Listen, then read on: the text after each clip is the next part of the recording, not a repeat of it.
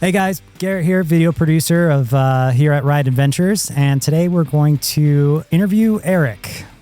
We've had a lot of new subscribers over the years, and I don't think we've talked about your story. So my feelings, your feelings, and your story. I think you have a lot of great stories in there. So we're gonna get those out of you today. Let's begin. Are you ready? Are you ready? All right.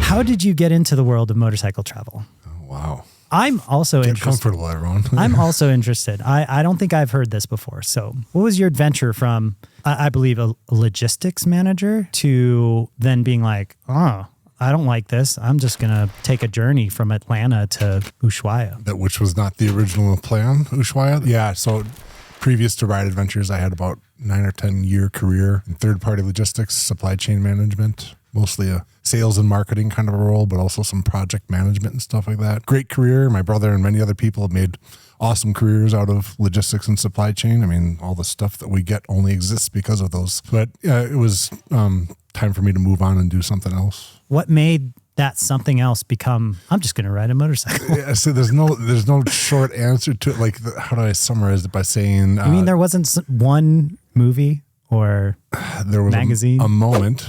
Middle of March 2008, world financial crisis. Wow, right? So you do know. A career I had going at the time came to an end in that world of logistics, and so I had to make a change. I had to do something different, and I'd been wanting to do something different for a long time, so it was kind of perfect, and I took a leap of faith, bought a used KTM 950 Adventure, rode across the U.S. from my home in Atlanta to work a job guiding tours for a company based out of California. And it wasn't motorcycle tours at that point. It was just like outdoor adventuring camp tours and stuff like that. Okay. But it was 6 months of tour guiding that gave me a really good foundation for going on to do motorcycle tours. Happened to meet a guy named Peter one day. I was out riding on the Oregon coast actually, and got to know Peter and camping out for a couple of days, hanging out. And after a few days, he popped the question, which was, how do I feel about riding down to South America? Not a question you get popped very often. No, not at all. But that tour guiding job that I had in California was coming to an end for the season. I had wanted to do something big and international like that. And despite not speaking Spanish at the time, Peter and I think December of 2008, headed out across the U.S. border down into Mexico and started that journey, which was about 3 months down to eventually Chile. Knowing that I wanted to live outside the U.S. and everything, Chile seemed like a well put together country. They got their stuff in order, and you can get a job there and sort of rely on it. I was lucky enough to find a job working for another startup motorcycle touring and renting company. Doesn't even exist anymore. I met the owner and, we hit it off. And I didn't necessarily go down to South America riding down there over 3 months, knowing that I was going to find a job or I didn't know what I was going to do. But, I had a little bit of time and money saved up to do something like this and just sort of see where the chips land.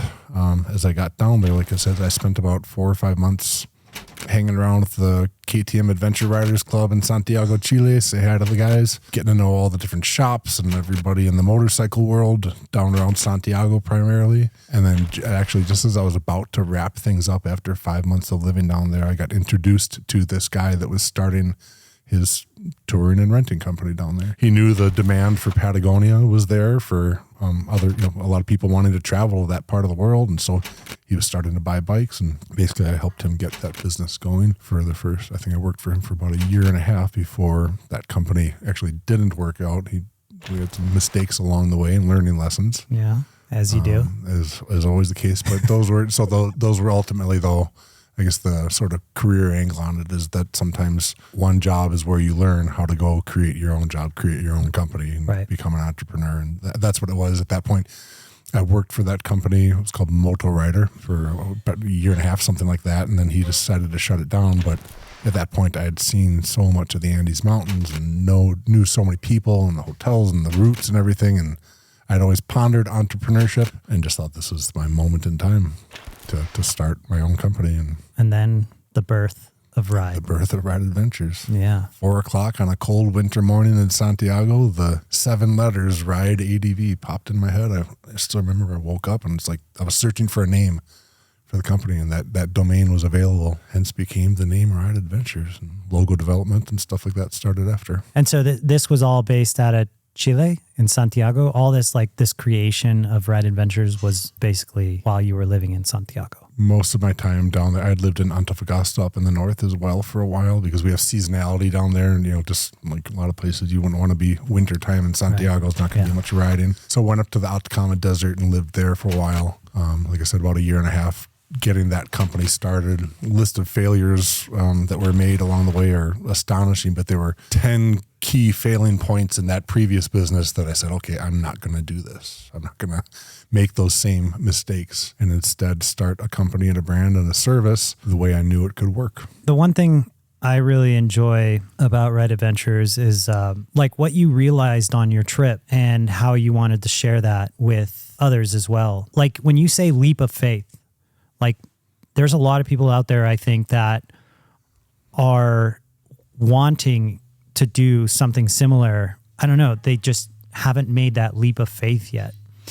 And one of the things I remember you telling me is that is something that is kind of a part of the company in whole, is just to provide that support for people that, get them prepared for their first trip international, or just like, I know in my experience, my travels, there's this moment when you're traveling that, I don't know, everything just makes sense. Like this is one of the most wonderful experiences of your life. And you absolutely want other people to experience this. At what point did you realize that your purpose was to share that kind of notion to the world? Good question. Tough one. It's like back to the leap of faith part of it. You have to consider just going and traveling by motorcycle. That's what I was doing with Peter. He and I rode, like I said, 3 months together, only spending, right?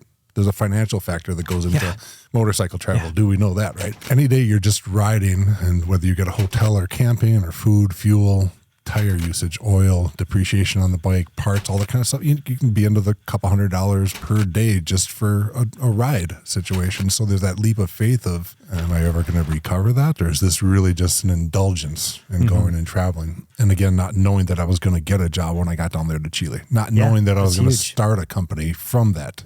What I hope to inspire people with is the thought that although you might not know today what you're going to be doing tomorrow as a result of all this, paying attention to those things that you think other people might find valuable, like the information that you collect as you're doing and learning something, as you're learning a new country. Well, now that I know all this about Chile or whatever country, how can I share that with people and get them to enjoy the same incredible experiences I had? And I think you started to say, and it says on the bio of the website, it's like more people need to experience this. Was that recurring thought that I had over and over? It's like, 6 months, a year into this thing, I guess it was a full year I was traveling before I ever had a job down there, and I was making money. So I'm spending money for a full year, let's just say. Yeah. That eventually turned into a job that turned it around, and now I'm making money again and replenishing by throwing yourself out there and going and seeing what you see with some intent along the way, I guess. Who knows what it could lead to? With some intent, but also some trust in the process. Sort of the disbelief that, well, I'm still here, I'm still alive, I think. I still have a little bit of money in the bank. And, I've got a job interview tomorrow to be a tour guide for a motorcycle touring company. So Ride Adventures is a 13-year company now. How has that journey been? This is good. Another long question with a long answer, maybe. Yeah, maybe. 13 years. Well, it's been, I imagine the last 13 years, it's been your life. You could say that. So if we're going to talk about Eric, I don't have any other life, which is kind of weird. Exactly. But, if we're going to talk about Eric, well, I guess the only other thing we could talk about Eric is probably Banks. My buddy. Yeah. My only child. Yes. Well, I'm sure we have a few clips of him. But yeah, 13 years with Ride. My other pride and joy. I would say, to answer your question, the first 10 years were kind of traditional. I think any entrepreneur goes through all that, the startup and getting it going. Yeah. The last 3 years, since 2020, sort of non-traditional. Very non-traditional.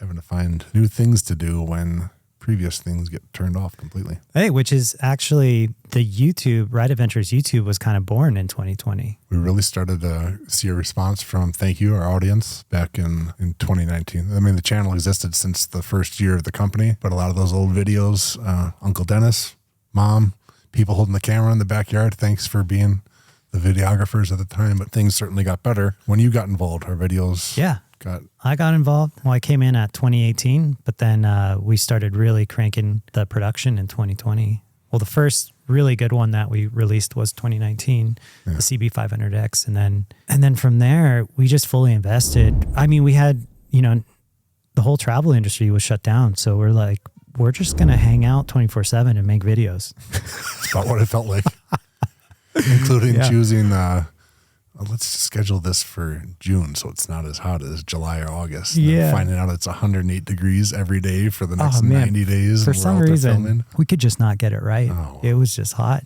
It was just always hot or something, or stormy days as well. We got random storms where we had to run in the truck, put all the gear in the truck and everything. Yeah. But that's been like super fun. So like, I think of it like, you came on board May or something like that, 2018. And right away we started making videos and, we made some okay videos, but there were stuff that was more about like what we do as a service provider and like our tours and everything. Right. I think where the audience got a lot more interested was when we started making stuff that would, help them with their riding needs or bike decisions. Or it was always about helping people experience what we just talked about, that, taking that leap of faith and experiencing a motorcycle journey for themselves. But we weren't quite in 2019 when we were creating videos. We weren't quite getting it right.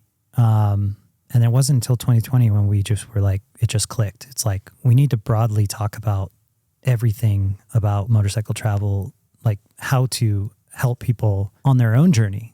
We were trying to help people with our service of offering tour guides internationally, making it easy to take that step. Later, it turned more into, well, let's help people with everyday stuff. If they're going out in their backyard and just trying to learn how to turn around in tight spaces, let's do a 4 ways to turn around in tight spaces video. You know what I mean? Yeah. Then that's just what it became, because a lot of people really enjoyed that.